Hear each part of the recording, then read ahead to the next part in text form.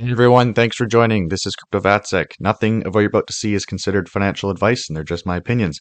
If you do enjoy this content, I would really appreciate it if you smash that like button and subscribe to the channel for future updates. Let's go. Okay, I got an exciting one for you today. We're going to cover Ocean Protocol. This is a utility token that monetizes data sets, so publishers can sell to consumers different types of data they may want to collect, and these consumers can buy them on the Ocean market that are typically hard to find otherwise. So some pretty cool stuff, but today we're just going to get into the technical analysis. Okay, currently we're on the weekly here on Binance, and we're going to continue as I usually do to identify those first high time frame levels that I'm seeing, and then we'll drill into the lower time frame stuff. So right off the bat, this zone is currently one that I'm really liking, and this is basically a base that had formed arguably all the way back here from this low in May, all the way to these current candles that we're seeing in that we saw in December. Okay, so we basically saw a base form with a minor deviation below here. Okay, a bit of a truncated bottom that we'll get into in the low time frame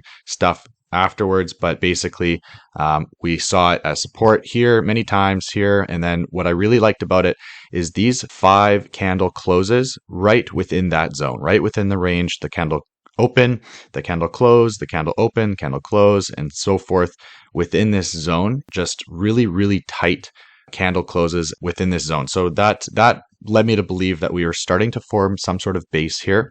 And yes, we did lose it on the FTX collapse, but then it was quickly regained, candle closes right back in here, and now we are having a breakout to the upside. The reason why I like this is because it's been established for quite some time, so it's a clear invalidation point, and it gives us that confidence that we've found that area. That's our demand zone. We've found that area of support on a high time frame. The other level that I'm going to mark out comes from the November open of this big red candle. Okay, we are going to mark that as well. You know, obviously we had a massive wick here, but the candle closed here, and then again another wick trying to push this level from the previous high, which was supply, okay, at the time. And obviously with the FTX collapse, we came down, hence the deviation below this base, in my opinion, which was quickly reclaimed, as I said, and now we are basically within this zone between the November monthly open of this candle and the current area of demand in green zone. Okay, let's drop down to the 12-hour now. Okay, so right off the bat, these are those 2 wicks that we saw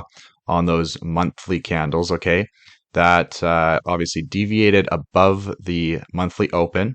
Okay, which is right around 21 cents and change here. So these are definitely areas of supply to watch currently. We did have a void in price, an inefficient balance in price within these red candles here. But in my opinion, I think that liquidity has been taken already with this wick. So I think a lot of that has been taken up into this supply level.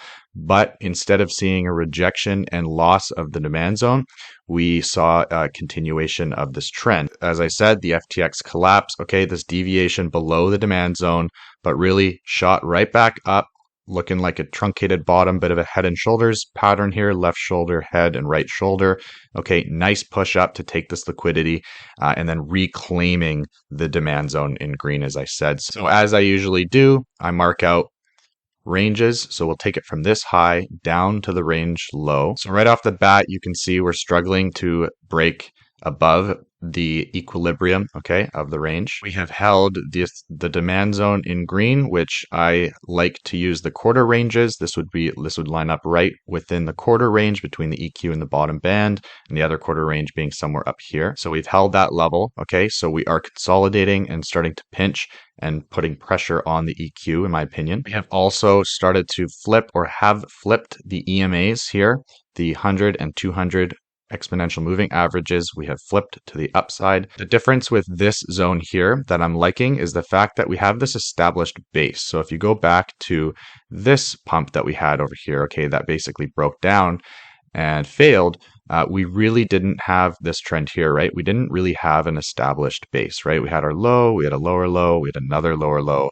It was kind of unclear where that base was, right? Where's the demand zone? Where's our really promising invalidation point, right? We just didn't have that. We kept deviating, chopping around, and just really frustrating to trade, versus now we have this clear invalidation, in my opinion. This is demand zone in green. Lose that, I think we go a lot lower, but we have basically started to consolidate, and we have a time horizon of this base that has been established that we've reclaimed now at this point, with price starting to trend. One of the things that does worry me typically is when we see price making higher highs, but really not making significant higher highs. Okay, so we are trending. We are starting to push higher highs. Okay, but they're not swing failure patterns. This one I think was a swing failure pattern. I think this one is continuation. So that's something that leads me to be cautious around bearish divergence. So let's go to relative strength. Okay, so relative strength index here. We have made a higher high now on relative strength in comparison to this lower high. Okay, so that's what was worrying me here, basically seeing a higher high in price with a lower high in RSI being bearish divergence. We also had a hidden bullish divergence here. Okay, so we had a low here and we had a higher low in price. So we had a higher low in price, and you take it from the lows here. So we had this low and then a lower low in RSI.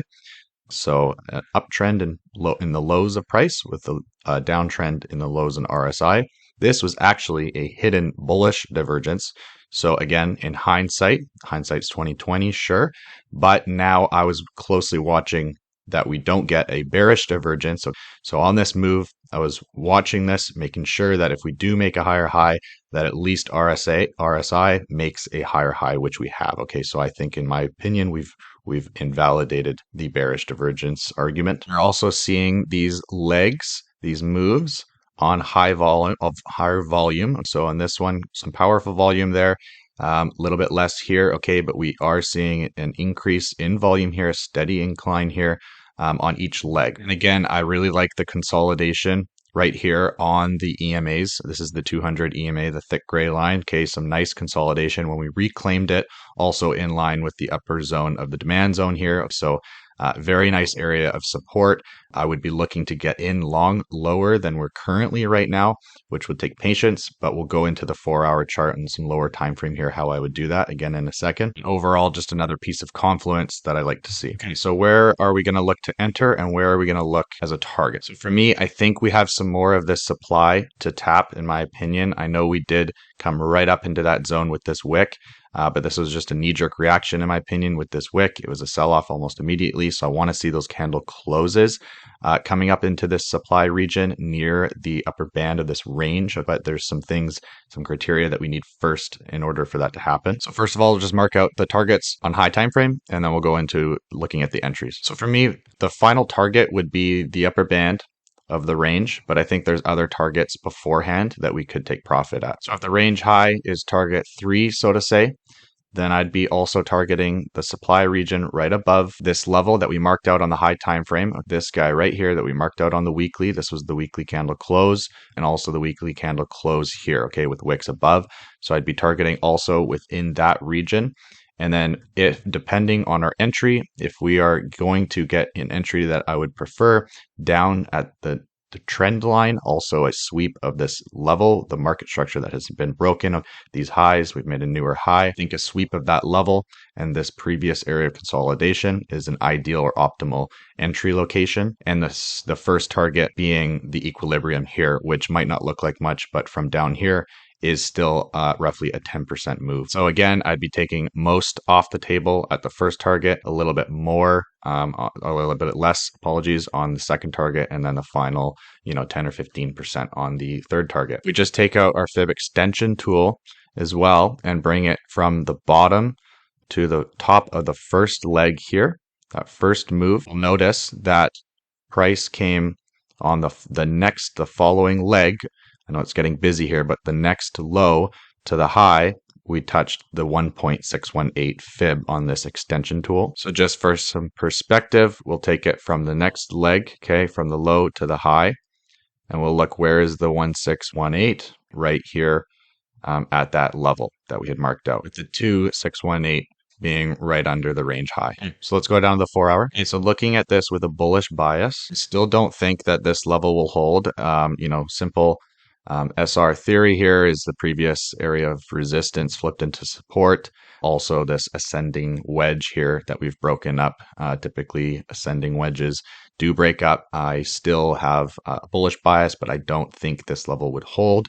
If it does, that's great. Then you could play that for a move above the equilibrium. However, my bias or my opinion is that I think we're still coming back down to this area of consolidation down here. So we'll just take the fib from the high to the low. It's been respecting that pretty much the whole way up, right? We came here, retraced to the 618. I think back here, retraced to the 618. Oh, not quite, just to the 50 there.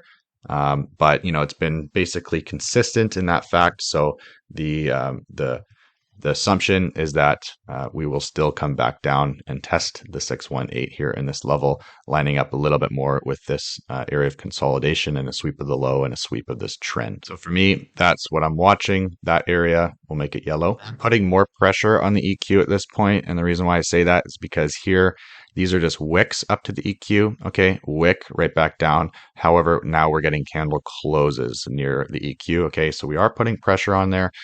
We might not get yellow, but I would prefer getting long down in that zone. The R&R would be better versus buying, going long technically at resistance. So possibly some more chop deviation, fill in this wick a little bit more, and then come back down, something like that. And then you get your entry. Okay, and then like I said, I'd be targeting on a hold of this diagonal and a hold of yellow of this, basically this level at the EMAs here that we were talking about previously on the 12-hour.